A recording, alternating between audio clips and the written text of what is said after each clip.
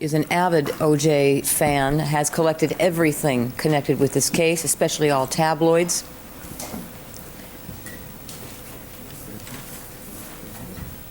And may I have a moment, Your Honor?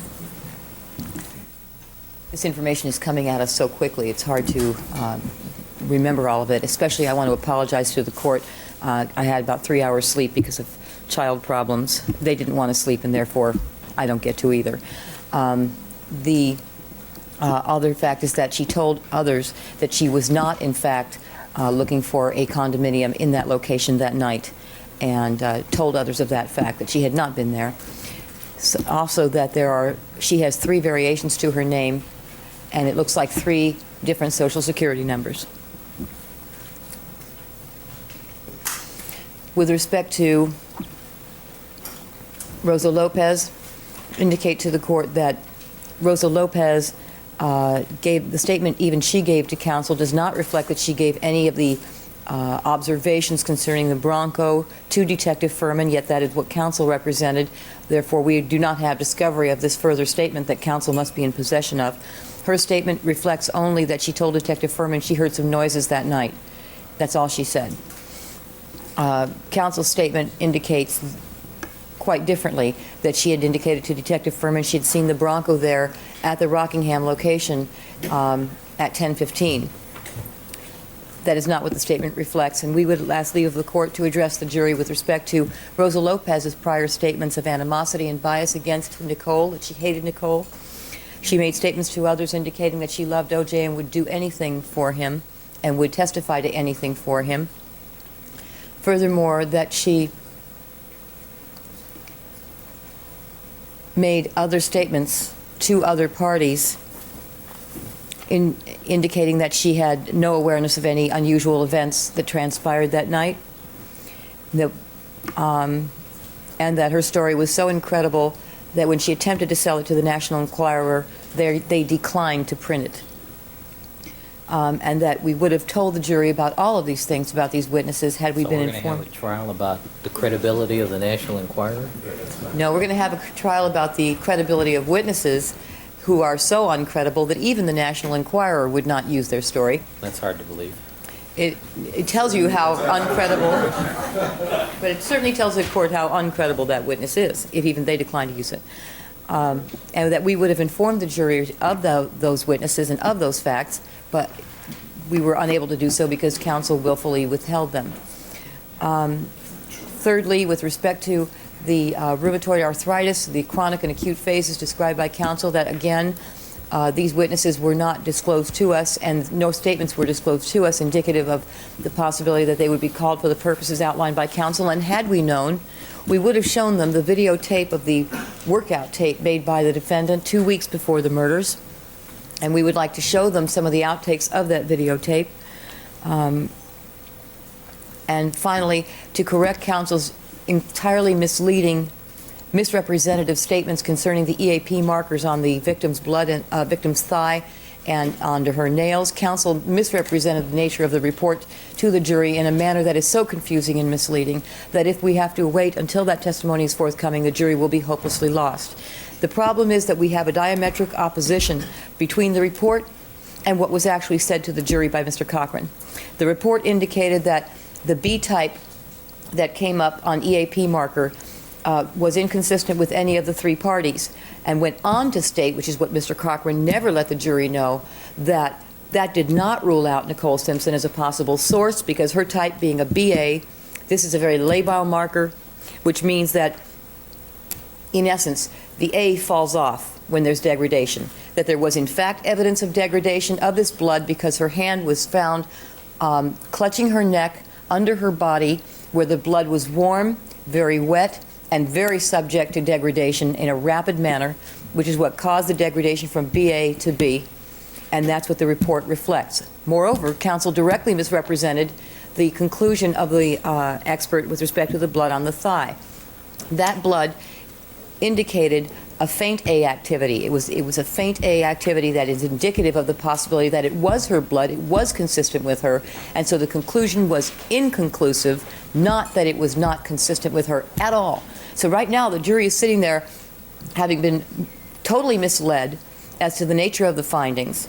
Not only that, and misled as to the contents of the report because counsel excerpted portions unfairly. I understand counsel doesn't have to read the whole report, but it should be read with respect to all of the conclusions, not just the one that suits counsel with respect to this particular item of evidence, and that's what was unfair. We would ask leave of the court to inform the jury of the fact that they were misled, that the report actually states as follows, and to highlight all of the portions. At this point, Your Honor, counsel's statements to the jury have caused, because of the national televised nature of this trial, the whole country's been misled as to the truth. The truth has been hidden, has been obscured by counsel willfully. Counsel knows the truth. Counsel knows what we have in this blood. Counsel knows that the PGM subtyping has shown that it is her blood. And counsel knows that tests are ongoing that will further establish that it is her blood under her nails and on her thigh. But we have a whole nation now who has been misled as to the nature of this evidence. But more importantly, that this jury has been willfully misled and been made to believe that the conclusions were diametrically the opposite of what they really were. So we would ask leave of the court to address the jury with respect to that item as well. Let me ask you this, Ms. Clark. Let's take it from the top. As to Ms. Gerchis,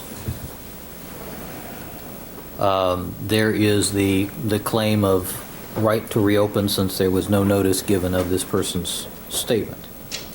This is the person who was alleged to have seen 4 individuals in the vicinity leaving the scene roughly at a time consistent with this particular crime. So obviously this is an important witness if this testimony pans out. What in your offer of proof do you believe shows lack of credibility and would be admissible as impeachment evidence? I mean, you've given me the fact that somebody has 34 pending lawsuits against them doesn't necessarily mean that they're not a credible person. I mean, they could be all car crashes for all we know. I don't know.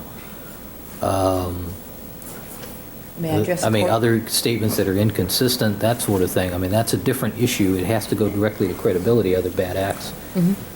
Yes, I appreciate that, Your Honor. With respect to those lawsuits, we will be calling witnesses to testify to the fact that they were for fraud, which does go directly to credibility. How many of these lawsuits are actually final with judgments rendered against Ms. Gerchis for fraud or fraudulent activity? Because I'm not willing to litigate 20 other lawsuits if there isn't some verdict in them. We could simply call the parties to the lawsuit to indicate why they've sued her. They would indicate that, I believe with respect to almost all of these lawsuits we're talking about, all 34, they all deal with fraud and misrepresentations in the operation of her business. And Well, do we know how many of these have resulted in verdicts? I'm sorry? I can't hear you. Do we- Counsel's talking so loud. Do we know how many of these cases have resulted May adverse I verdicts? may I Certainly. inquire, Your Honor? Certainly. Your Honor, Judgments, verdicts, same thing. We have, Not for this purpose. because counsel has hamstrung us by hiding this witness, we have not had a great deal of time to complete the investigation. And we have obtained a list of all of the, that's what Mr. Darden is holding right now, a list of all the filings that have been made against her, but we have to investigate each and every one to determine the resolution of each one. If counsel had given us this information in a timely fashion, Your Honor, I could have stood here before the court and explained and given the answers to all of this a long time ago.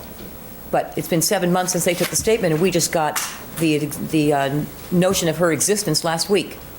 Well, Ms. Clark, then since these revelations on Wednesday, you haven't sent a law clerk over to the civil index to go check the status of all these cases? We are checking many different, we're making checks on all of the representations of counsel. There is a lot to check, Your Honor, and with Rosa Wouldn't you Lopez say- as well. Wouldn't you say this is a rather key place where you should focus your effort? It's one of them, yes, and we have been. We have investigators out right now, and we have had.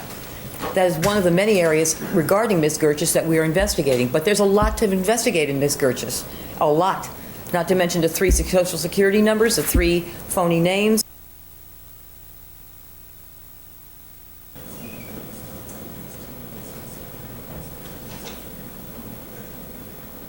Right in front of us, we have 4 judgments shown.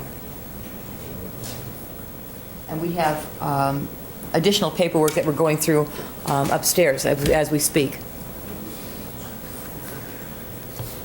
So what are you asking for me to do? To delay these proceedings until you complete your investigation? I don't think it's asking for very much to ask for some additional time to be able to present to the jury an opening statement that comprises all of the facts, since it is not our fault that we didn't have time to investigate this person.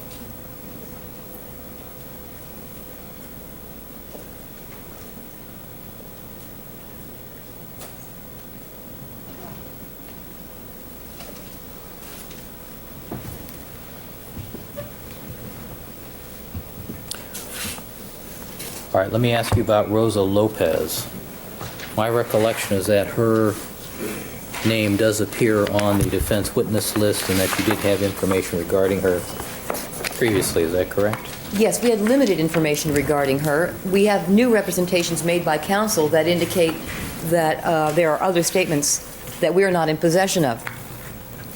The actual statement given to us by counsel indicates that what she told Detective Furman was that she heard some noises last night. That's all it says.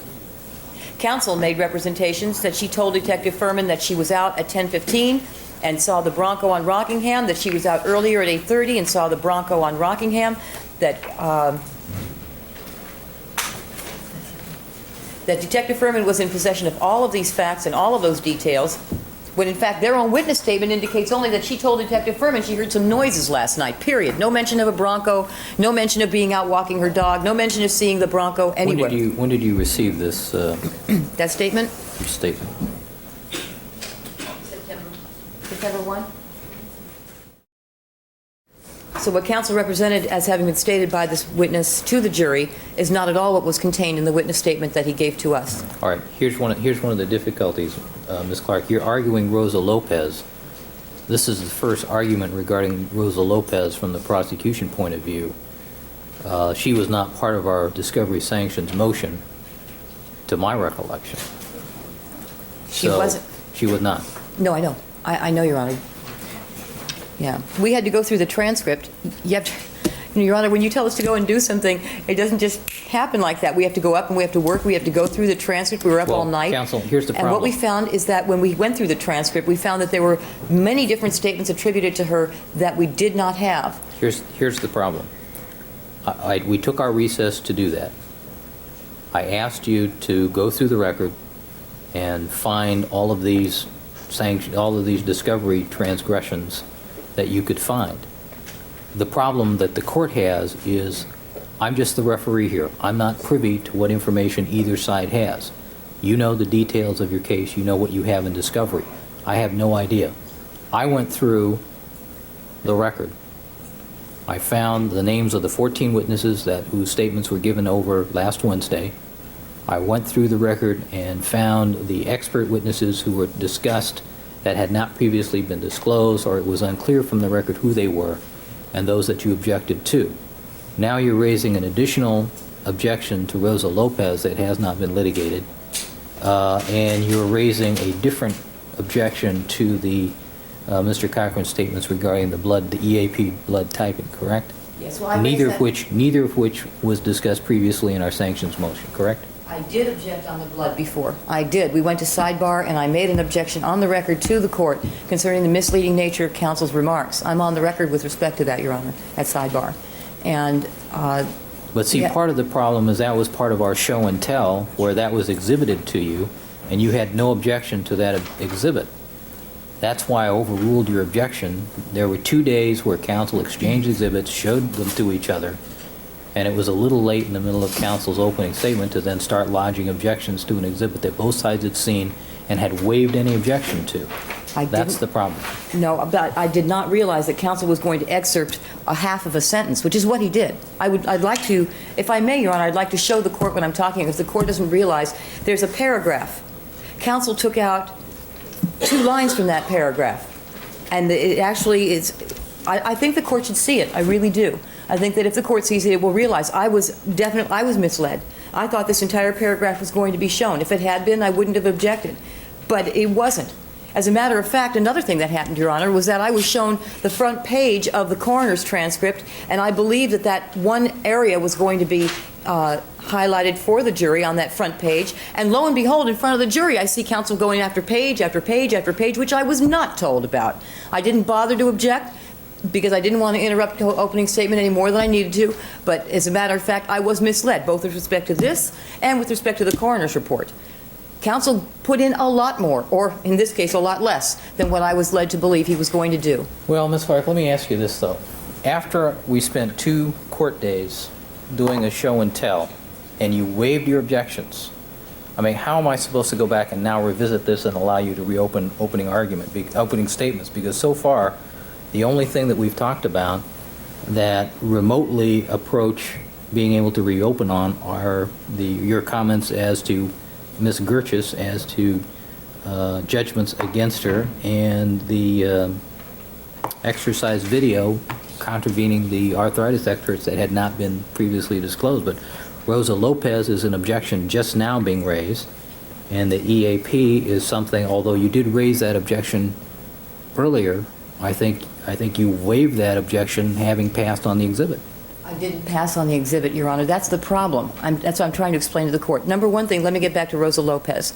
As to Rosa Lopez, she was mentioned by counsel today. If you're really worried about the EAP, let's quit jumping around. Tell me about the EAP and why you feel you were misled. I think what the court doesn't remember is that we were supposed to have show and tell on Friday, and counsel only showed me a tenth of what they had. We came back in on Monday, and at the 11th hour, before we were to begin our opening statements, counsel sprung 20 new boards on us and then pulled out the reports. Those reports were not shown to me on Friday. And to the extent that I was shown the reports, the coroner and this one, I was misled as to what they were going to use. And only when it was showing before the jury did I realize what he intended to do. I made the objection as timely as I possibly could. The moment he did it, I was overruled. Nevertheless, I was misled. And if I show the court how this paragraph appears, I think that the court will understand why I was misled. Counsel pointed to this portion of of one particular result on this page, and I believe that it was going to be fairly exhibited to the jury in context. All right, why don't you read it for the record? You know what? If I could use the Elmo, I can show it and read it at the same time. By golly, let's do that.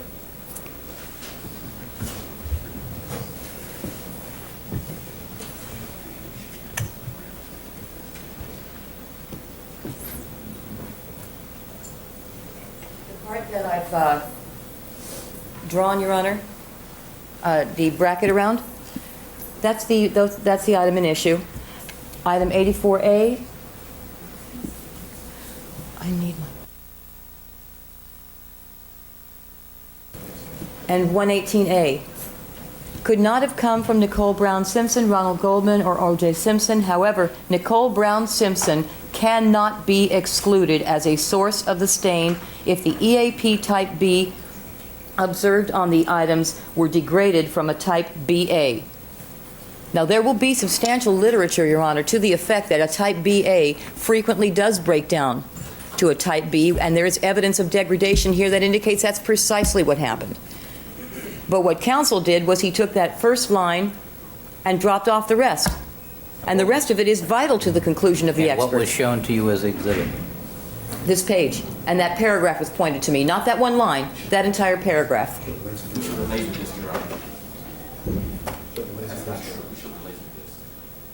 All right, let me see. Mr. Harris, is he available?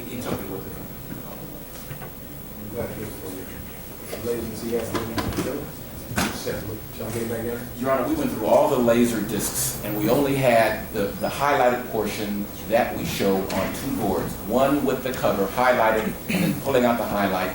We only showed the laser board. All of our presentation was shown. Your Honor, I don't even remember seeing a laser on this. All I remember having counsel tell me was showing me a report. You know, I would not have taken counsel to sidebar and objected to something had I known what he was going to do. As a matter of fact, I would have objected strenuously ahead of time had I realized that he was going to take one line out of context, outside of a paragraph. All right, you understand the difficulty I have here. I mean, you've been given an opportunity to litigate it, now you want to come back and do it again. That's my problem. Where's Mr. Harris? I'll go back to the office, Your Honor. We thought his right to remain in the enclosure had expired. We weren't informed anything about the laser disc would be used in reopening, should you permit it.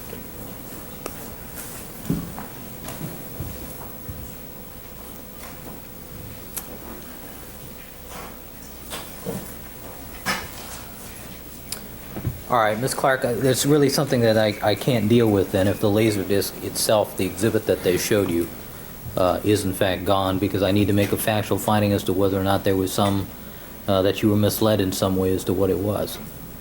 I'll tell you that, Your Honor, I don't recall seeing a laser disc. Well, There was, Ms. Clark, let's look at the laser disc and see what's there, because that's pretty much frozen in its state. You know, that's not easy to manipulate, so let's take a look at it. Unfortunately, we probably won't be able to see it for quite some time. Since Mr. Harris is on his way, we'll have to catch him and bring him back. We're going to be able to catch him.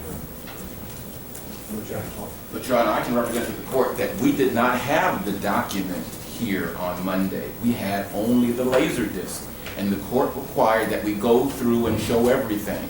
Which is We why, have the document. Mr. Douglas, I'd like to see the laser disc. but why was it only being shown to us on Monday? Why wasn't it shown to us on Friday? No. No, I'm Ms. serious. Clark. You know something, Your Honor? This is very unfair. The defense was required to show all their exhibits to us on Friday, as we did for them. We sprung nothing on them.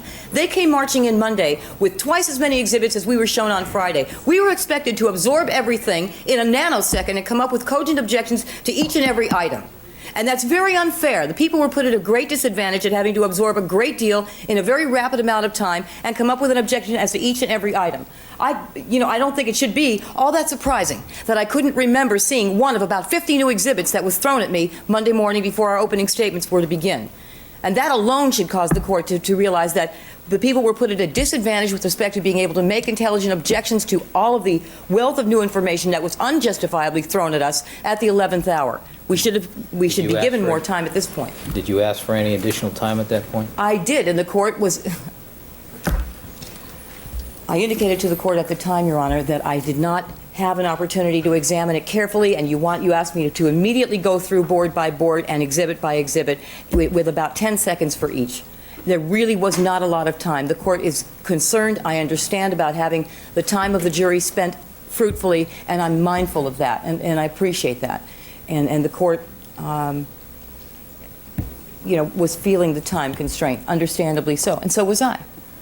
But the result of what has been misconduct by counsel in failing to turn over exhibits in a timely fashion should not inure to the people's detriment, as it has been.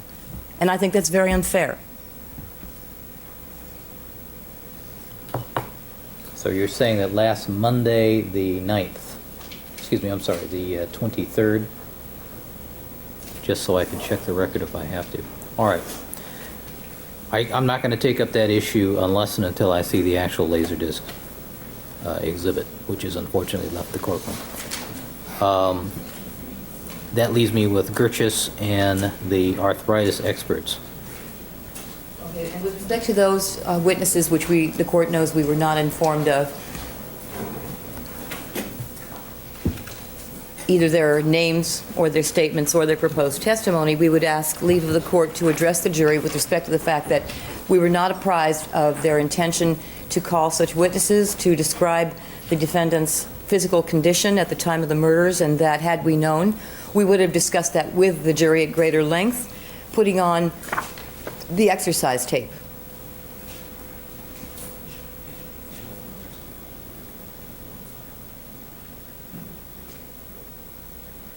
Now, counsel showed us photographs of the defendant's body that they intended to introduce, but those photographs gave us absolutely no notice that they were going to be presenting testimony concerning rheumatoid arthritis.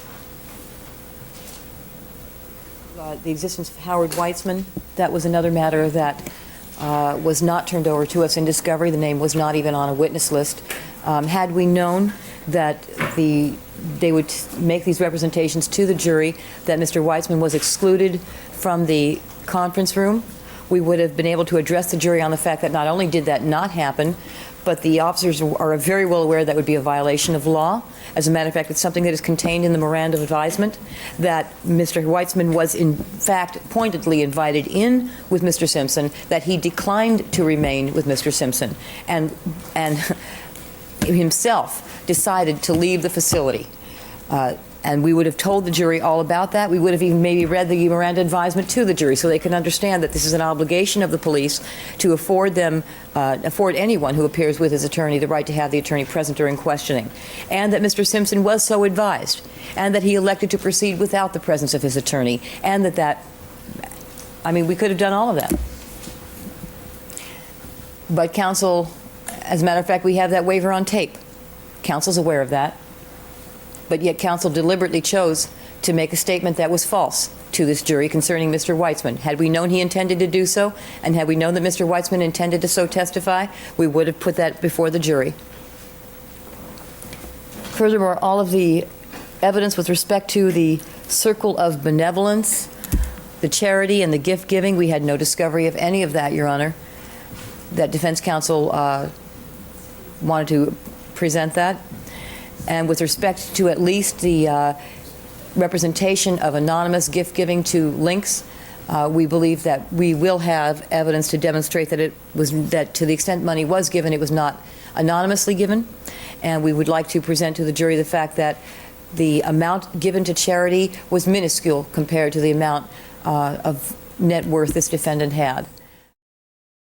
And so we would like the opportunity to counter some of that evidence, which was also still has not been turned over in discovery. Still, only knowledge we have of that is the representations of counsel in his opening statement to the jury. Furthermore, with respect to Skip Taft, I believe counsel, again, this is another name that was not put on the defense witness list, for whom we have no statement, but counsel represented that Mr. Taft would testify concerning the contents of a prenuptial agreement.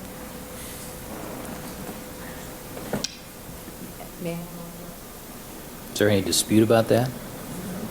I believe there is. May I have a moment, Your Honor? There were certain representations made with respect to what Skip Taft would testify to in that prenuptial agreement, that he would testify to the circumstances surrounding it, and it was represented to this jury as being another act in the circle of benevolence, that in fact it was a civil compromise attempt and nothing more by the defendant in an effort to get to pressure Nicole to withdraw her support for the prosecution of that case. And we would like the opportunity to address the jury as to the truth of the circumstances under which it was written. Your Honor, I just can't, it doesn't come to mind at this moment. But that's for starters. Mr. Bailey? If it please the court, in asking this court to set what I think would be a precedent in criminal cases, the prosecution now wishes to escalate that remedy to a full-blown rebuttal of things they wished they thought of when they gave their opening statement. They knew before they opened that Mr. Simpson intended to exhibit his scarred and torn-up knee to the jury and claim that he was disabled to a degree. They had the exercise tape. They elected not to play it. Now, in retrospect, it seems a bad idea that they didn't. Since you have stricken from our opening the names and any summary of what they might say of the witnesses enumerated in your order, it seems to be most anomalous to silence us and let the prosecution get up and trash them without rebuttal, making wild statements like Rosa Lopez is an O.J. Simpson fan when she's never met him, or Nicole. Furthermore, all this claim of surprise on Rosa Lopez is totally incredible. You will recall that as part of our offer of proof in response to the government's demand to you, we cited two preliminary incidents, both occurring on the 13th, which showed bad faith on the part of Mark Furman. One was the glove, and the other was suppressing a statement that Rosa Lopez had given him. It was in the papers. It was faxed to the government on Sunday the 8th. It was argued orally here and was in part, I guess, the basis for your ruling together with the Anthony case. Mr. Cochran, long after the statement was taken and before this representation was made to the court, personally wanted to verify that she claimed that she had made those statements to Furman. And on that basis, we asserted it to Your Honor. I never heard it denied in the course of the whole argument. I don't think Rosa Lopez is any part of any reopening. Perhaps, perhaps as to Gertjes, if some admissible information can be gotten, the court might permit this now thoroughly trashed woman, who's never had a day to appear, although she's expressed an interest in doing that, to be impeached. If, in good faith, they claim, and they, as officers of court, assure you that they will produce on the witness stand under oath people who will testify that she has made the statements attributed to her. I'm not talking about judgments now or check cases. I'm talking about impeaching statements. If those representations can be made in good faith, perhaps, Your Honor, might permit them to talk about it. I haven't heard another thing in all of Mrs. Clark's presentation that makes any sense at all as reopening as a remedy for the sanctions, as part of the sanctions you've imposed. Insofar as the blood evidence is concerned, we have an assertion of fact could not have come from Nicole Simpson, an attempt to bail out by somebody who obviously is in the prosecution's corner, speculating that if the blood were degraded, AB might have shown up as B, and therefore that would explain it without bringing in another party. We showed that on the screen. It's in the statement. If we had it to do all over again, I don't think any court could compel us to link the author's speculation with his established fact, and that's all that second sentence is. We pay it no importance at all, and we don't think that it's going to pan out. But in any event, in opening statement, we're entitled to show the jury those things that favor us. Now, apart from Ms. Gertjes, I don't believe Your Honor should permit any of what has been requested by the prosecution. It is nothing more than a chance to come back and rebut the defense opening statement. They could have handled all of these matters beforehand if they had thought about what they were doing as carefully as Mr. Cochran did when he laid out his very detailed presentation. Ms. Clark? With respect to the blood argument just given by Mr. Bailey, he demonstrates nothing but his ignorance. As a matter of fact, what Mr. Matheson put in that report is a matter of established science. We are talking here a matter that is the subject of treatises that are many years old. It is a known fact that the EAP marker is very labile, that a BA degrades to a B very rapidly, and the court can envision it. You have 4 bands in this marker: heavy band, faint band, heavy band, faint band. The faint bands are A, the heavy bands are B. The faint band, being A, degrades first. BA goes to B very rapidly. It's a known thing, which is why when there's evidence of degradation and you have a B result on the EAP, you cannot exclude the BA. And that is something that the jury has been completely misled about. Not to mention the fact that at least on the thigh marker, where counsel told the jury that it excluded her as well, there was faint A activity. So, I mean, there's been I'm not prepared to really make a ruling as to the blood issue until I see the Laserdisc exhibit to see whether or not there is some real danger of the jury having been misled there. I'd like to hear your observations on Mr. Bailey's argument that you were aware that there was going to be some allegation that Mr. Simpson was unable to, because of his arthritic condition, unable to physically to even contemplate committing these acts. Why it didn't occur to you, knowing that, to play the exercise video during your opening. When did we know that, Your Honor? When does counsel allege that we knew that? When the motion was made for the defendant's right to address the jury during opening statement. Which was on Monday. Right. Which we objected to. Before your opening statement. That's right, which we objected to. But being able to show a scar, which is what my argument was to the court at the time, has nothing to do with doctors who are going to testify to rheumatoid arthritis. There was no offer of proof forthcoming with respect to how that scar was going to be linked up. I repeatedly argued to the court, what is the probative value of showing the jury a scar? Believing that that's all that the defense would do, I elected at that time to let it be. because I did not think that counsel, because counsel did not give us discovery. This is the problem with being sandbagged, Your Honor. Counsel never gave us discovery of the fact that the doctors were going to be rheumatoid arthritis specialists, were going to come forward and link up that scar to something meaningful in terms of his physical capabilities on that day. And counsel deliberately and willfully did not inform the court or the prosecution of his intent to link up that scar to a doctor's testimony. Now, how was I able to anticipate what counsel was going to do when he willfully withheld that information? All right. Now, Ms. Clark, let me ask you one other thing. Can you make an offer of proof to the court that you will have witnesses, as to Ms. Gerchis, who will testify to inconsistent statements, such as telling other persons that she was truly not there, that she was not in fact looking for a condo or apartment in that area? Any other specifics regarding credibility, specifically as it comes to this case? Yes. Tell me about that. You can make that representation Yes. that you will have those witnesses? Yes.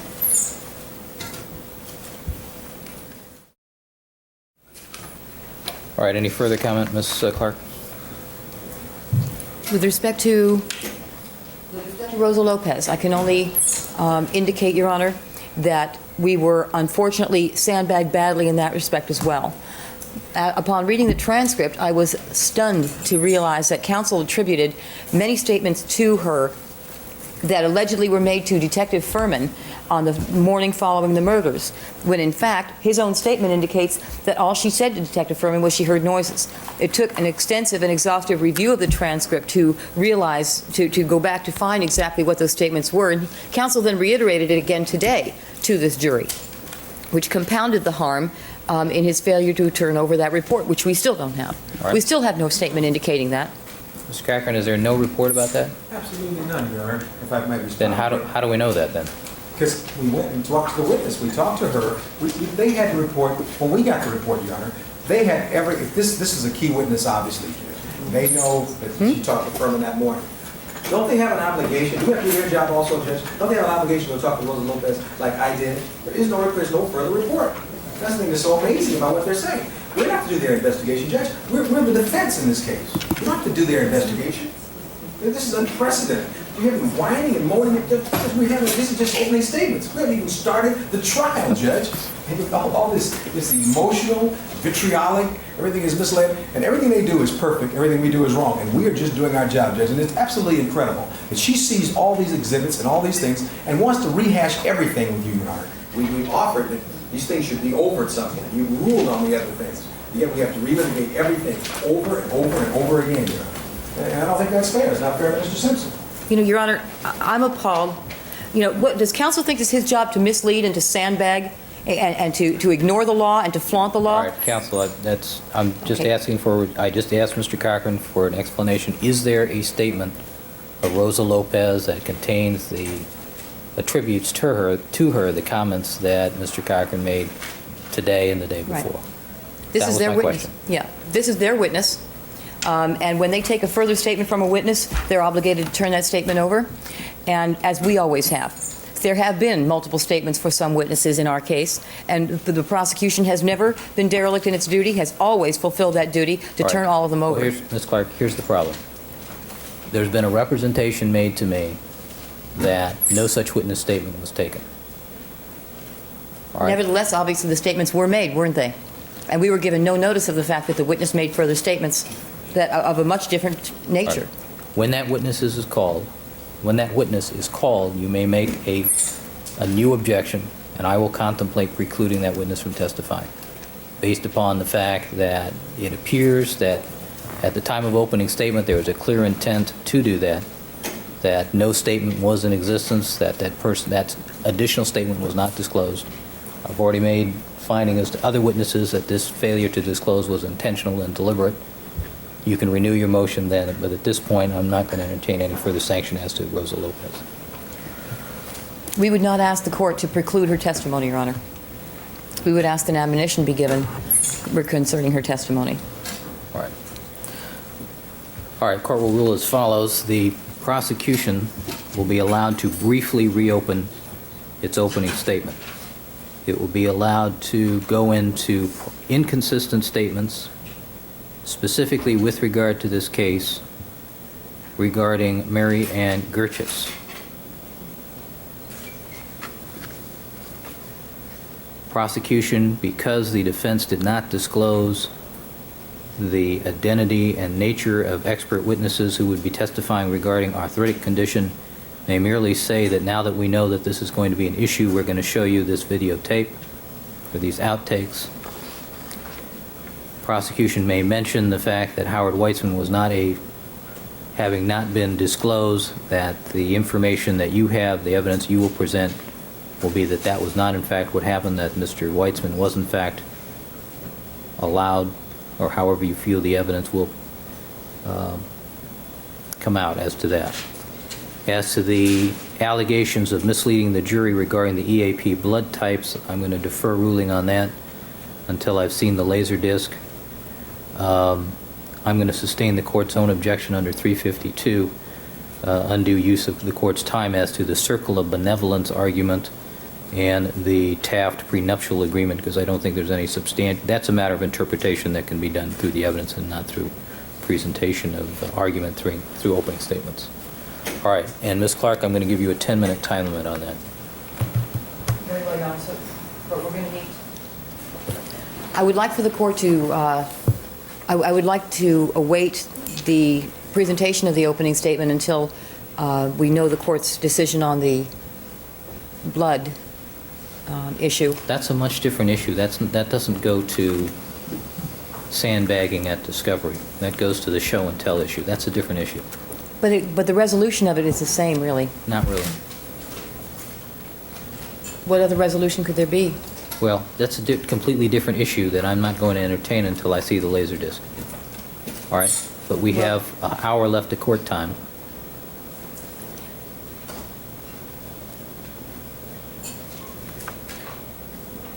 There are other sanctions that I can impose besides that, but I'm not convinced that a sanction is appropriate in that case. With respect to that laser disc? That's correct. I want to see the exhibit itself. If the exhibit, this is my thought on that. If the exhibit, although highlights one section, if the rest of the sentence is visible and there's a complete sentence available, that was exhibited for a long period of time in great detail to the jury. It may not have been misleading in that context. And Ms. Clark, please don't misunderstand me. I realize the pressures that you're under, both professionally and otherwise, and I really appreciate them. But at some point in time, when we have our show and tell and we make rulings and we agree not to, or we waive objection to things, that should be the end of it. I appreciate that, Your Honor. I think that... I agree with you, that's an important part. I agree with you, that's an important issue. But I need to see it before I can rule on it. I've given you something that's virtually unprecedented in any criminal case I've ever seen, the opportunity to reopen, but it's a sanction I think that's available to me within the spirit of 115. But those are the only three items that I'll allow you to reopen on. And you have a 10-minute time limit. That's fine. All right, now, after we finish that, then what are you going to present? I understand there's a tape recording I need to listen to. Yes. What is that? Tape recording of what? Let me defer. Mr. Darden? Doing that, Your Honor, two matters. We have not seen any video outtakes. We'd like to see them before the jury does. And I respectfully suggest, Your Honor, that you might wish to repeat the exhortations the counsel made on the opening day. I do not believe that personally directed epithets add any grace whatsoever to this proceeding. I was actually, Mr. Bailey, I think I've spent a lot of time jumping on them today. So I was waiting for one of you to do that so I could jump on you to make the point. So, We prefer the high road. all right. I have to balance my excoriations from time to time. You wanted some information? Yes, Mr. Darden, what I'd like to know from you is you indicated to me at sidebar off the record that you were going to present apparently the audio tape of the 1989 or 1985 9/11 call. Yeah, the 911 call from 1989. Yes. 1989. Yes. All right. And also you indicated that in the course of the reopened opening statement that you were going to present outtakes from an exercise video. Is that correct? That's correct. When did you receive those outtakes?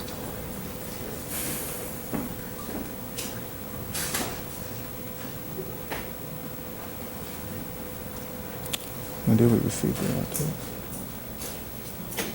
We received the outtake some days ago, and we pressed them onto a laser disc yesterday. All right. Well, let's see what they are. Let's see what they are.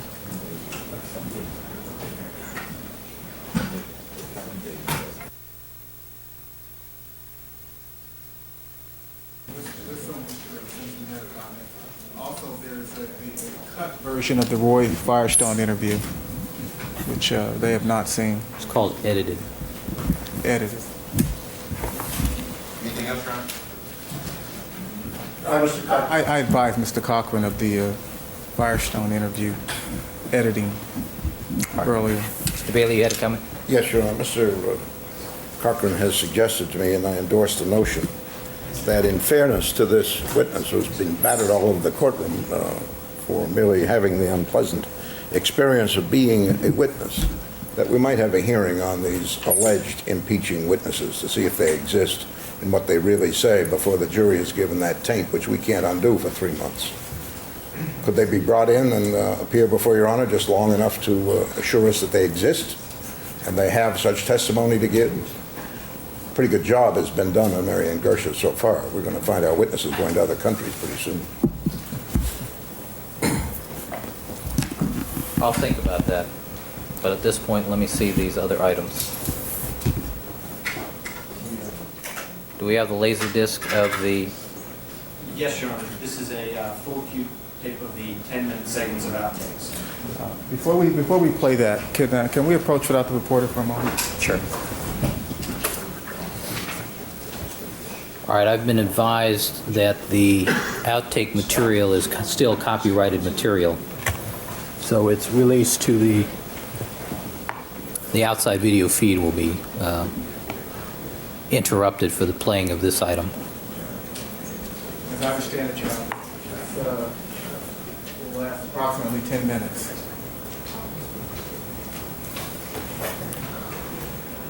All right, counsel, it's 10 minutes after 4 right now. I still need to hear the audio tape, still need to hear argument, et cetera, on that. I don't think we're going to finish with the jury today. My inclination is to send them home at this point. As far as the audio tape is concerned, it's the same audio tape that I assume the court listened to back when we did the motion to eliminate regarding the DB. Yeah, but by the time I finish watching 10 minutes of video outtakes, and if there's some objection to specifics, by the time we finish that argument, it'll be 4:30. You're ahead of the game right now, Mr. Durden, anyway. Deputy McNair, why don't you call up and let the jury loose for this afternoon? Thank you.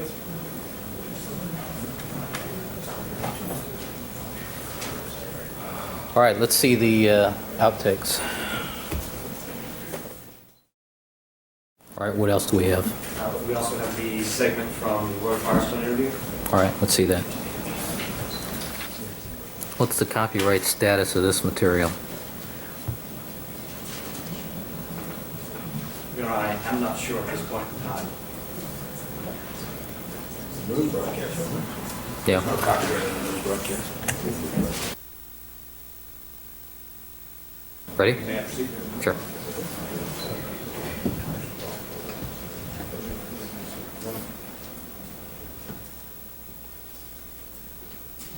On 3 occasions in the last 8 years, O.J. Simpson appeared on this program with me. A segment that originally aired in 1989. I asked Simpson about his pleading no contest to a charge of an assault on his wife, Nicole. The day after this was over, we looked at each other and said, we had a fight. We were both guilty. No one was hurt. It was no big deal, and we got on with our life. As a matter of fact, after the Rose Bowl, we hosted a party for a great deal of amount of people, and mostly our friends. Took a trip with a couple of friends who never even knew we had an argument that night, and then 30 days later, I'm reading in the paper, this major thing had happened, quoting things that people say to one another in the middle of an argument, right and wrong. I mean, it wasn't all right what you read in the paper, But it was embarrassing, but because our relationship was strong and all our friends knew it, and they knew what they were reading wasn't necessarily the truth, hey, we just tried to put it behind us and ignore it as much as we could. I mean, we could have easily gone to court and been on the stand, and I think even the city attorney's office realized that they couldn't have won it, but that wasn't the point of filing. The point was to bring attention to a new law that's on the book, and who better to do that than me? And I just said, why me? Why am I the guy that you choose to do this? I don't think I'm a good example, and I don't think this incident this night was a good example of what you guys are trying to, bring to light. How long is the audio tape? I'm sorry? I am removing the tape from a exhibit that has already been sent to court. It is tape labeled T55.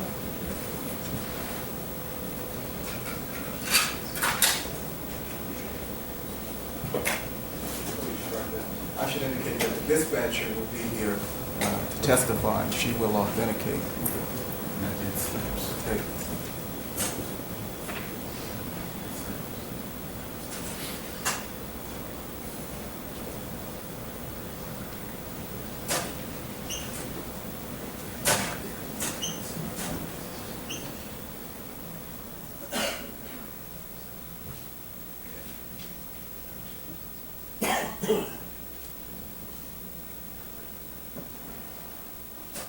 If I may have a moment, Your Honor, I'm not quite familiar with this new tape deck and the press wasn't. Well, he's searching for the goods, Your Honor. What is this remedial to? Obviously, Mr. Darden could have played it in his opening, decided not to. No, this is you objected, lodged some objection to this. This is part of our 402 hearing as to the tape. Okay, this has nothing to do with reopening. No, but I figured since we're here, we sent the jury home, we got all the equipment, we might as well listen to it all at one time. Yes. If you're gonna listen to us at some point about the video and the other thing. Is the Firestone tape also something coming into evidence, not for reopening? Yes, correct. Okay. The only thing that we watched for the purpose of the reopening was the workout tape. Fine. And as to that, I assume that if you permit them to describe it and show it reopening, it will be on a commitment that it will be introduced in a case in chief, and that it's admissible for all purposes and not some limited purpose. I assume so. All right. Yes. Yes, they were.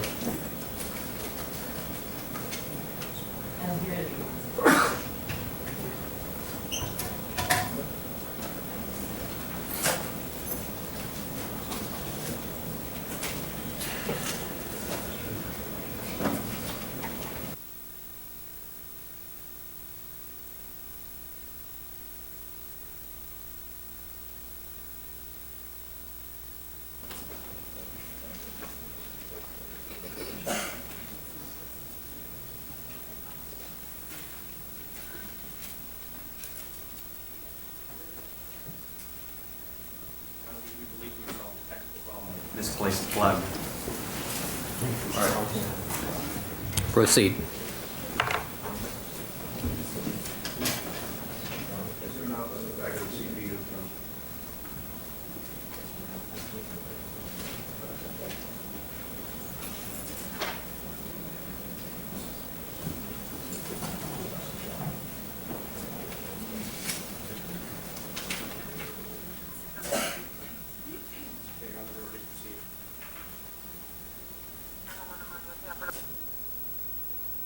A little more volume on that. 461.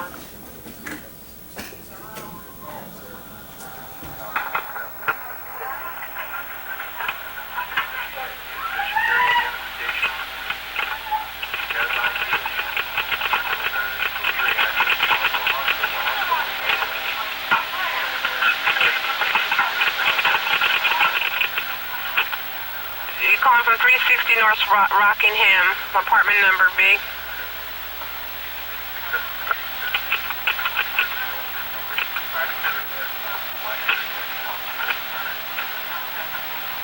One emergency operator.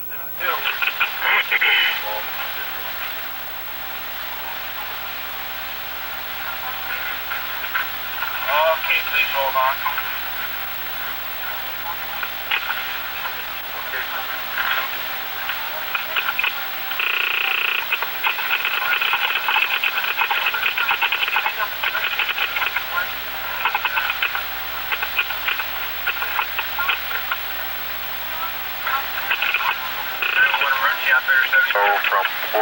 body at the highest. Suspect one is a male black, 5'10", 150 to 160, 25 years of age, wearing blue jeans, dark colored top. Suspect number 2 is a male black, 5'7" to 5'8", 150, also 25 years of age. Continuing wearing dark clothing. Weapon used was .30 revolver.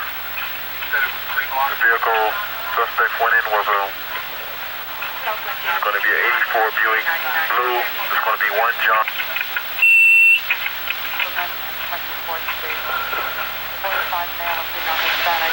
Okay, let me give you this part.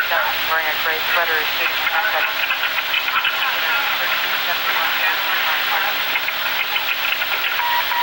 All units, sending all units, screaming woman, 5514 Service Avenue, apartment 102.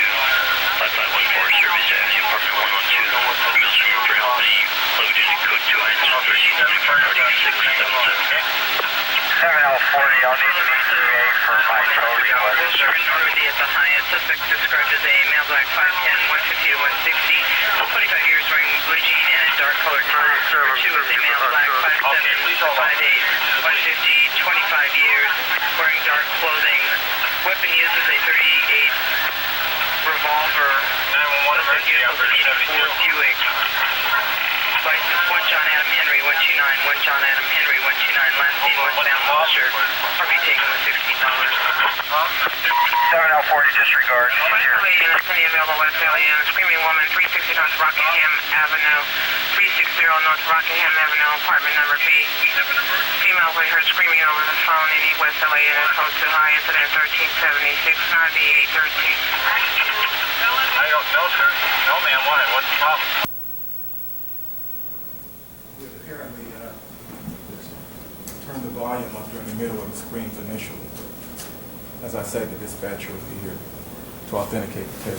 Yeah, I couldn't tell what was the part they're trying to play. It's not clear. You wanted to hear the tape? Can we go back to what he's trying to actually tell the jury? It's not clear about what we heard all the hearing. All right, You playing well- the whole thing? Yeah. You playing that? That was the whole thing. There's actually, no, there is more. It relates to other calls. In his opening statement, he said we were going to hear slaps. You will. And, I don't, who's going to identify and authenticate that? Who do they have that was there can identify and authenticate slaps? The dispatcher. And if you listen to the tape, you can hear it too. And as I said, I think we turned the volume up during the middle of the screams. Your Honor. All right, well then, let me hear it from the top then, because that's all at the beginning of the tape. So I would like to hear that again. Because I'd how like can to- the dispatcher tell us there's slaps? She can't do that. Well, that's why we're having a 402 hearing, Mr. Packman. That's why we have a jury. Yes, Let Your the Honor, jury. But no, but the point I'm trying to make. And Oh, I understand the point, counsel. Let's listen. Let's listen to the tape. Yes. okay. Some things are. Did you hear the screaming though? I didn't hear. I didn't stand up and whine and moan when you made that statement, Your Honor. Oh, I'm not Well, whining and now moaning, Mr. you're giving me the Coughlin. opportunity, gentlemen. Really, this is getting out of control, and ladies, this is getting out of control, going back and forth. You can make the same points. You don't have to engage in the personal invective.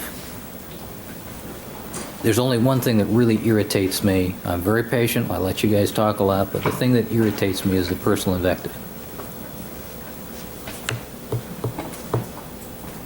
All right, let's hear it from the top. Nearly rewind. I'm sorry? It's nearly rewind. Okay.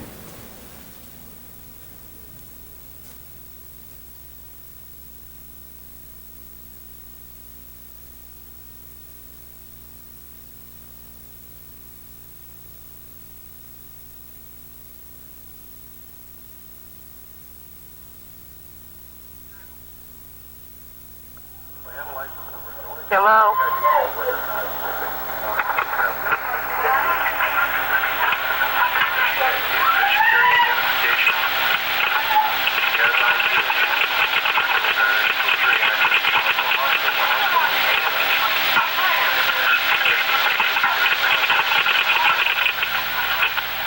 You calling from 360 North Rockingham, apartment number B?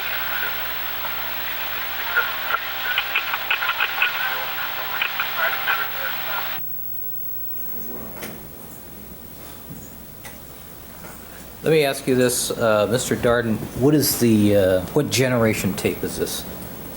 Is this a first generation off the large 24-hour reel-to-reel that LAPD has? It's a second generation tape, I believe, off the reel-to-reel. Right. Shall I proceed? Please.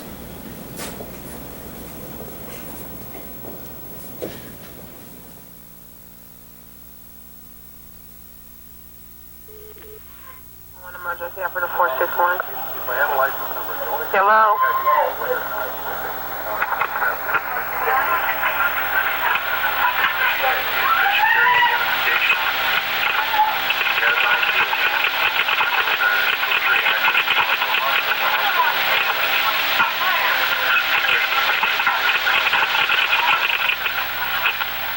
You calling from 360 North Rockingham, apartment number B?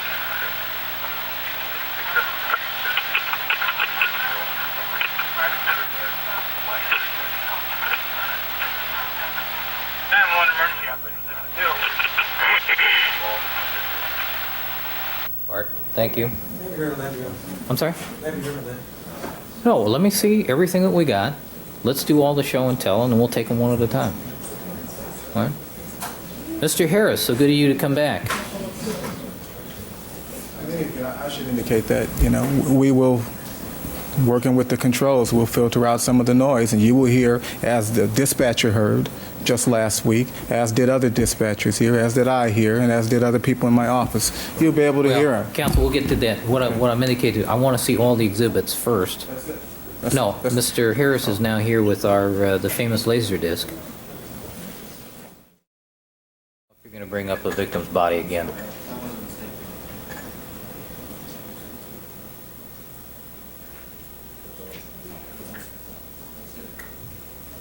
And I hope the delay person caught that.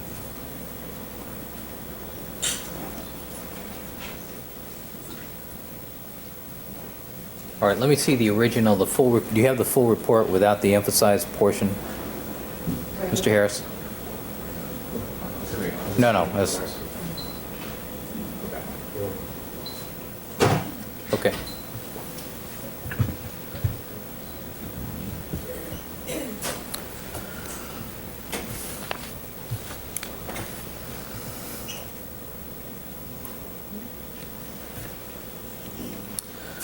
All right, counsel, just so we understand the parameters of what we're talking about here, as far as the question for reopening of opening statements by the prosecution, the issue was the court wanted to see the workout tape, so-called outtakes, that the prosecution wishes to present because the testimony regarding expert witnesses regarding the defendant's arthritic condition were not disclosed to them prior to the opening statements. Then also the prosecution wanted leave of the court to complete the pictures, quote unquote, as far as the EAP blood type. And I reviewed the exhibit just now. So let's settle the issue of reopening opening statements, and then I'll hear the 402 objections to the evidence. Ms. Clark, workout tape and the EAP item. I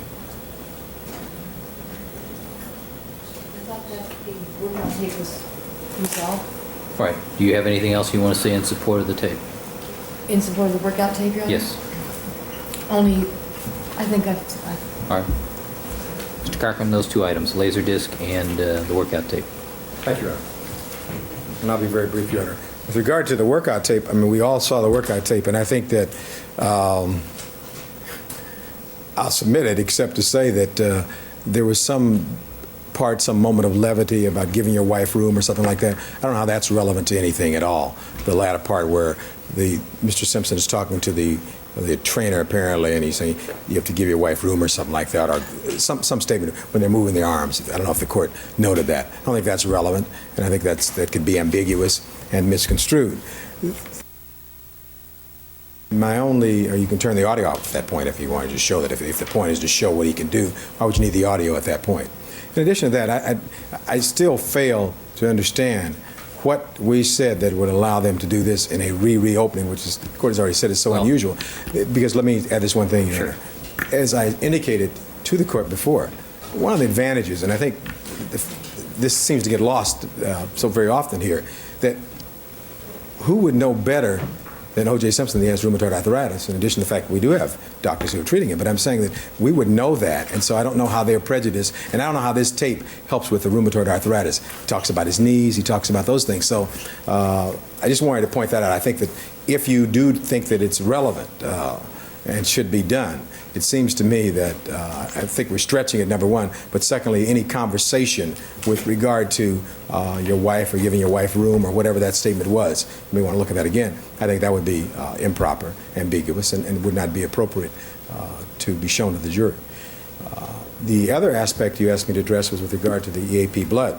As the court can see, in the show and tell, it's locked into the laser disc. We put the whole exhibit up, took out the portion the court could see what we took out. That was shown to Ms. Clark, was shown to everybody. This idea that they were rushing, well, that's not true at all. They were shown this, they looked at it, with everything else, they continued to object. Even to give you an example, Your Honor, this morning, Ms. Clark has this selective memory. She'd forgotten about the Furman thing. Out of abundance of precaution, I went back and told her again, Furman, she didn't recall that. You'll recall she argued about Van Adder, said we couldn't do that, and you'd already ruled on that. She will re-argue everything, and I think that's the point with his EAPB. We made that very clear, and it is absolutely outrageous for them to talk about misleading. We don't have to accept the fact that whenever anything points away from their theory of guilt towards innocence, and they want to talk about it being degraded, Your Honor, there'll be a lot of evidence about possible degrading. But that, again, that's their qualifier, that's their speculation. You don't have to accept that. We took the point that was made at that point, if the court pleases. And I think it's very abundantly clear. All right. First of all, with respect to the videotape, I think the statement that is made by Mr. Simpson is relevant and should be allowed to remain in. Well, that goes to a different issue. You know, whether or not it's relevant to issues of domestic violence and flippant comments made about, spousal abuse, that's a different issue. You want to use it to reopen regarding arthritis. That's what you've asked for, not domestic violence. First segment deals with a workout. Second segment contains, I think, the comment, if I'm not mistaken. Was it? Since this is the first time I've seen it. All right, if the issue is the arthritis, at this time, I'm inclined to allow you to use the first segment only. For the presentation. For the presentation. Now, when Why we don't we get... just take the sound out? Since the issue is the arthritis for the opening. Wouldn't that resolve it? Right. No, we don't want to know. Sure. Absolutely not. Well, they want the sound out because he says, I've got these bad knees, you can't use these knees. I mean, what is this? Now, I think that would be totally unfair. First segment. That's right. This is our case in chief, Your Honor. The council can put in whatever they want to put in when it's their turn. Ms. Clark, here's the problem. Second segment clearly has problems with that statement. I'm not saying it's not coming in, but that's not the purpose you need it for the opening statement. All right? So you're asking for too much to get that in at this point.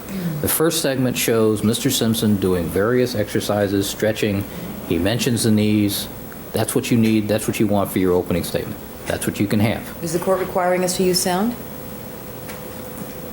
That's what it is. You want a videotape, you take it the way it is. Your Honor, if we don't want to use the sound, it's easy to take out. We can simply show it. That's how I saw it. But then it's a misrepresentation of what's there, isn't it? I'm sorry? Then it's a misrepresentation as to what it is. Kind of like what counsel did, you mean?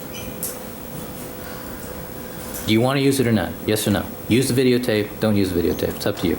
First segment, that's all I'm going to allow in because that's all it's worth. All it goes to is the arthritic condition. May I have a moment, Your Honor? Sure.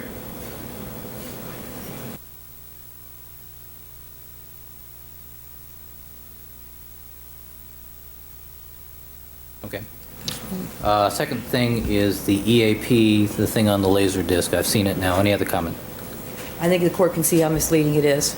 And I only wanted to indicate to the court that the defense violated the court order regarding the show and tell, showing up late with it on Monday. I do not recall having seen it. but we were hit with so much at the last minute. And as a result of the defense violation of the court's order as to when those exhibits were supposed to be shown to us, we were pressed into examining a huge number of exhibits, all at the last minute, with about seconds for each one. The result of a defense violation of a court order should not be that the people are under the gun and held their feet to the fire. That should not be the result. The people should be entitled to examine things in a more leisurely fashion. And the defense is simply pushing the court in order to get the court to push the prosecution unfairly in order to gain more tactical advantage, which is what they did exactly with the exhibits as well. It's a very consistent pattern here. We have a constant effort to sandbag and take the prosecution by surprise and try to make this a trial by ambush. They don't want the truth to come out. They want to put a stranglehold on us so that we cannot meet their evidence and meet their representations. And that's why everything is being hidden and popped out at the last minute. Too many last-minute surprises. And nobody's perfect, Your Honor. If we made a mistake, then I apologize to the court. That's what happens when people do things in a hurry. Mistakes get made. All right. Thank you, Ms. Clark. All right, the court's ruling, I'm sorry. Well, one thing. The court, this was argued on the 23rd. The court didn't even rule on this till the 24th, I think, you found the record to show. All right, counsel, the court's ruling stands as to the prosecution motion to reopen. They will be allowed to reopen as to Ms. Gerchis. As to the inconsistent statements, they will be allowed to reopen to show the first segment of the workout videotape. They will be allowed to reopen as to Mr. Weitzman, since Mr. Weitzman was neither on the witness list or disclosed prior to the opening statements. I am going to sustain the objection to reopening as to the EAP blood type. All right, let's discuss then in the opening statement, the prosecution's first witnesses and evidence. Just one thing regarding Weitzman. Answer the question. Certainly. Certainly. Clarification question? Question. Yes. The question has to do with, the court indicated that he wasn't on the witness list or whatever. I'm indicating to the court he wasn't on the witness list, but for the prosecution to make this statement, I'm representing this court. Mr. Weitzman is going to say, along with Mr. Tam, that he was asked to leave and was not allowed in that room. And I assume that they're going to say that defense counsel made this representation to you. We're going to present witnesses who are going to tell you that that's not true. This is what our evidence is going to show, and that's all they're going to be able to say. Okay, I just want to make sure, because Weitzman's going to, for a lot of he's going to be coming in along with Skip Taft and others who are going to say what actually happened. I suspect so. Thank you. Just want to make sure that was clear. All right. No, it's crystal clear. Okay, thank you. All right. As to the Roy Firestone tape, any comment, Mr. Cochran? Yes. We're now to the trial evidence, Your Honor. That is correct. Two issues we're talking about here are the 9/11 tape and the Roy Firestone tape. Well, let me then take, you asked me about Roy Firestone first. Let me take Roy Firestone first. It's a television interview, Your Honor, and I'm not clear for what purpose this is offered. It seems to me that if they're going to call Roy Firestone, I'm not sure they're calling Roy Firestone or they're just going to play the tape. Seems to me they'd have to call Roy Firestone as opposed to just playing the tape. Or is there going to be a combination thereof? May I ask that question first? Because some relevance. You're just going to play a tape, and is that all that's going to happen? I don't know. Mr. Darden? Well, I think the tape is self-authenticating. I don't think I have to call Roy Firestone. It speaks for itself. Either that's O.J. Simpson or it's an imposter. Well, the problem is, how do we cross-examine the tape? That tape is cut after an interview. When you go, if the court's aware, when you do an interview, well, I shouldn't use that as an example, should I? Forgive me, Your Honor. When one does an interview, sometimes they last like 5 days or whatever. You know, let me tell you, Judge, they cut these interviews. Oh, Mr. Cochran, you really know how to hurt a guy. No, Your Honor, no. But what the point I was trying to make, Your Honor, was that this interview is cut in a particular fashion to be shown over, let's say, a 22-minute period of time if he has a half-hour show. We can't cross-examine that. I'm sure that Mr. Simpson, as he sees that interview, will say, wait a minute, they cut this other part out that I said. If we have Roy Firestone, because otherwise it becomes hearsay, a form of hearsay. If we have Roy Firestone, I can ask him, well, didn't Mr. Simpson say so-and-so in addition to that? So we don't have that. So that's my first objection to this. I mean, I think that again, as much what they do, it seems like it's much ado about nothing, but it seems that here's an interview in '89 where they're going to show the tape without Roy Firestone. And, Judge, I just think we'd be entitled to have Mr. Firestone as part of their case, because I think otherwise it's hearsay. I cannot cross-examine or show the circumstances of this particular tape. And I think that's unfair to the defendant. We're deprived of our constitutional right in that regard. All right, what are your comments on the 9/11 tape? The 9/11 tape, Your Honor, I was a little surprised to hear Mr. Darden say he's going to clean that up. Now, here we are. I didn't say that. Well, I thought he said he was going to cut something out of it or do something out of it. He said something about doing. Don't talk to me, Your Honor. I'm talking only to the court. I thought that Mr. Darden said something about cleaning something up or whatever. We don't want that tape altered. And I'm telling you, Your Honor, and I'm sure you've heard a lot of tapes in your life, and for him to have gotten up and said those were slaps, I think that that's going to be a major problem for him. I don't think that any dispatcher can talk about these being slaps. I think we have a further hearing regarding that person's qualifications. Based upon the tape that we've heard, I would ask the court whether or not this court is prepared to allow anybody to testify those are slaps. It certainly didn't sound that way to me. All right, do you have any problem with the screaming woman in the background? Well, I don't. Yeah, no, I mean, if there's somebody who's screaming, if it's identified with this case, you say I have a problem with it. I'd rather not have that, of course, but I mean, I don't have a problem with it from a standpoint of their order of proof, if that's what they're trying to do. But he got up and told the jury they were going to prove slaps. I don't hear that. Then he tells us today the dispatcher can hear it, he can hear it, and he's going to do something with it to make it clear. And I don't think that's true at all.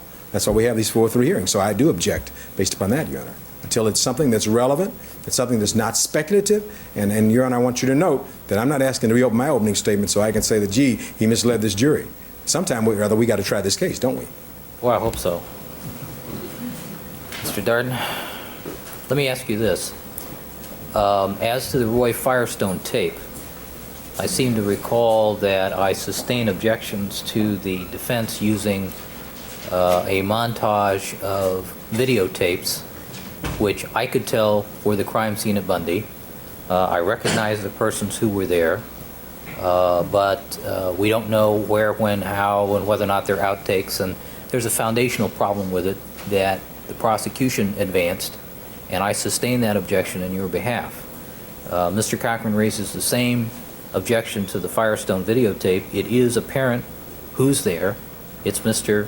Simpson, it's Mr. Firestone, and they're talking about the '89 incident. But there is still an authentication foundation that has to be laid. It is not inherently self-authenticating. I think that it is, Your Honor. In discovery and during the DV hearing, I provided the court and counsel with a complete copy of the program. Okay, and that is a portion of that program. And so whatever concern Mr. Cochran may have then regarding the authentication of that particular tape, there's no issue there. And you can't cross-examine a videotape. That's absolutely correct. Well, here's the problem, but he can't put on a defense. There's an objection. There's a foundational objection is what I'm hearing from Mr. Cochran. What is the objection? He has a complete program, and I want to play a portion of it. I have no duty to play the entire program, especially given the fact that it's not relevant to these proceedings. And so I want to play 4 minutes of that program that relates directly to an incident which the court has agreed is relevant and admissible in this case. All right, well, Mr. Darden, let's assume that I don't buy the argument that it's self-authenticating. Where does that leave us? You're the judge. That's where it leaves us. I say it is. I say the evidence code would likely agree with me. I mean, it's a portion of a complete TV program which the court has seen, and which Mr. Cochran has seen. I have the evidence code before me. You want to cite me to a code section that says that videotapes are self-authenticating? No, I don't. Well, no, I mean, you put me. No, I don't. But it's like any other writing. Okay, videotapes, like writings, can be self-authenticating. Okay, you have the date of the interview right there. We recognize the people in the videotape. They're identified in the videotape. Okay, we know the date that it was aired. We know it's an ESPN video. Well, I agree with you. I know all these things. The problem is that they're objecting. Sure. Well, I'm helping them out. I'm trying to show them where they're wrong. Okay. Look at the videotape, the content of it. You want to know who produced it? You want to know the date of the interview? You want to know the subject matter? You want to know the name of the interviewer and the interviewee? It's all right there. What can be more authenticating than that? It's right there in front of us. Well, isn't what's in there, the date on it, hearsay until somebody authenticates it? No. Would it be in a letter? Couldn't the letter be self-authenticated? Depends on what does the letter someone have is. to come in and authenticate the date? I mean, the letter speaks for itself, just like the videotape speaks for itself. But we just can't bring in letters. Somebody still has to testify who wrote it, whose handwriting it is. Except that in this case, you don't need that because you see the faces of the persons who are speaking. You see the face of the person who is asking the questions. I mean, if you want someone from ESPN in here, fine, okay? I mean, that's fine. That's no problem. No, I'll get it's someone not from me ESPN. who wants it. They're raising the objection. I just as soon leave the ESPN people at home. Sure, I'll get a clerk to come in and say, this is a program that aired at ESPN. This is a TV program. This is our videotape. It's a true copy. And that's that. And that's all that's required under the law. All right, and what's your response to the screaming woman aspect, the slapping aspect of the screaming woman tape? Well, I think that lay people can give their opinions. I'm not going to cut the tape or alter the tape so that you can hear slaps. I'm simply going to adjust the dials on the tape recorder here. If there are no slaps, the jury will figure that out. But let me add this. You have the tape of the screaming woman. You have the operator saying that the call originates from 360 North Rockingham, and you have her dispatching police cars to that location. You have officers arriving moments later. You have Nicole Brown Simpson, who has evidence, physical proof of having been slapped, plus you have her spontaneous statements. Okay. I think that when you look at the totality of the circumstances, I think you're going to hear slaps as we adjust the knobs on the tape. But then again, there's also physical proof that the defendant slapped her, and he admitted it later on. I mean, he admitted harming her in his letters to her. So, what's the issue? What's the problem, Mr. Cochran? All right, briefly. Some of the problems. The problem is the evidence code is to the point. That's the problem. And hearsay and other things like that. I mean, it's not productive to tell you that you're going to hear slaps. He's told the jury that already. We've all heard this tape, and you're not going to hear slaps. It's a matter of interpretation. What I think we should make very clear, Your Honor, that counsel needs to read the evidence code with regard to that videotape and regarding, because there's analysis of that in the letter. That is not foundational, and I think we still have a problem. And I don't think you can just bring a clerk in here who is an objective, brings a clerk in here to try to lay some foundation for this particular tape. As you correctly pointed out, Judge, when we were seeking to show a tape which everybody had seen at the scene, the court kept that out on various grounds, but it was a montage. These things are cut, pasted, put together, and it's a real problem if we don't have the person who did the cut and pasting. If we're talking about a truth and getting the facts out to the jurors, in which they claim they want to do. So I would reserve further objection. And I was reminded when I returned to my seat that what counsel had indicated was they were going to filter or something, use the words filter, with regard to this noise. We're entitled to have that tape just the way it is, not enhanced, and not just fiddling with the knobs, but the way we heard it here, not so they can bring up something to try to prove something. Further, there's a foundational problem with that tape. The address I think I heard was 360 Rockingham, apartment B, and there's no apartments at that location. There are no apartments at 360 Rockingham. I don't know, I'm not clear about what's happening with regard to that. But I think that there are some further foundational things, and I appreciate the court. That's why we have these hearings. But counsel has not given you asking for a case, asking for a cite with regard to the videotape, and you know the problems inherent with this tape. And this is just, they haven't even called that first witness yet, Judge, and these are the problems they're having with this evidence. All right, thank you, counsel. Mr. Darden, I think you have I accept your offer of proof that you're going to have the dispatcher come in who is the person who took this call, correct? Yes. All right.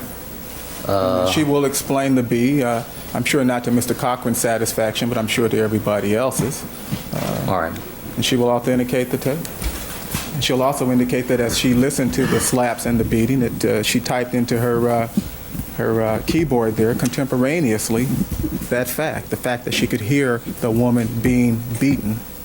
Is that part of our record of discovery? Has that been turned over to the defense? Absolutely, Your Honor. Well, he should read his discovery. I've seen that, Your Honor. He should read his discovery. And I've not seen it. Furthermore, the fact Well, he hasn't read it. That's- I'm at the. Hold on. I'm- I'm talking to Mr. Darden right now. Mr. Cochran. Let's rest. All right. Of course, it's part of the discovery, Your Honor. All right. Mr. Darden, you're accepting your representation that you will have the dispatcher here who will authenticate the tape. I'm going to overrule the objection at this time. Thank you. However, the tape appears to me to be overly long because it goes on to other things and other incidents and other. How far into the tape do we get the actual dispatch of the unit? That process from the time that you hear the first scream until you hear the dispatcher notifying police. Any West units. LA unit, Yeah. 360 North Rockingham, code Yeah, 2. right. It's High. about 3 minutes. And the problem here is that the dispatcher receives the call, she hears the screaming, and as I understand it, the line is left open.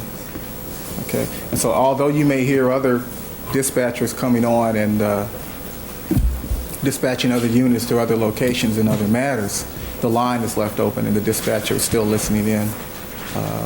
All right, the tape is relevant up until the point where the car is dispatched, but there's a lot of extraneous stuff that's going on there. So what I'm telling you, I'm going to let you play the first part of it up until the point we get to the actual dispatch of the car, because I think that pretty much ends the relevance of the tape. So you're saying that once the cars are dispatched to Rockingham, in the tape? Right. Oh, fine. Question, Your Honor. Yes. Is the court allowing the dispatcher to say she heard slaps? I don't think we object to that. I don't think you rule on that yet. That's what, how is she able to make that determination? Let's talk to her when she gets here, out of the presence. If I'm for that, well, I'd ask Let's see. not to. And Mr. Darden, why don't you pull up your the sheet that you have on her notes, and we'll take a look at it tomorrow morning. All right? Your Honor, when you hear that, who is slapping whom in that tape? I don't know. Looks like OJ was slapping. Looks like the defendant was slapping Nicole. I don't know. That may be the point in time when he grabbed her around her neck and left her hand in. I don't know. All right, that's enough, counsel. All right, as to the Firestone tape, I'm going to sustain the foundational objection subject to further proof. Thank you. Okay, tomorrow morning then, so that we're clear, tomorrow morning at 9 a.m., the prosecution will have 10 minutes to briefly reopen their opening statements, then we will proceed to the presentation of evidence. Portion of the Yes, in addition to the exercise. 4 minutes of videotape that's relevant. Mr. Bailey, Put it at the bench just for 1 minute before you... do you want the reporter? All right, we'll recess 9 o'clock. Before we do, I just wanted to... I'm sorry. Just for the record, I wanted to clarify the court's ruling with respect to sustaining the defense objection to addressing the blood. Is the court making a finding that the defense exhibit was not misleading? No, I'm making a finding that we had 2 days of show and tell, that the prosecution has many lawyers available, at least two, perhaps three who were assigned to the blood evidence, that the purpose of the show and tell was for counsel to look at these things and to raise any objections. No objection was raised. It's too late at this point in time to ask to reopen as to that issue. That's the reason for the court's ruling. But how would we have known that he was going You're to just use... asking me for the ruling, counsel, not arguing. All right, I'll see counsel at sidebar.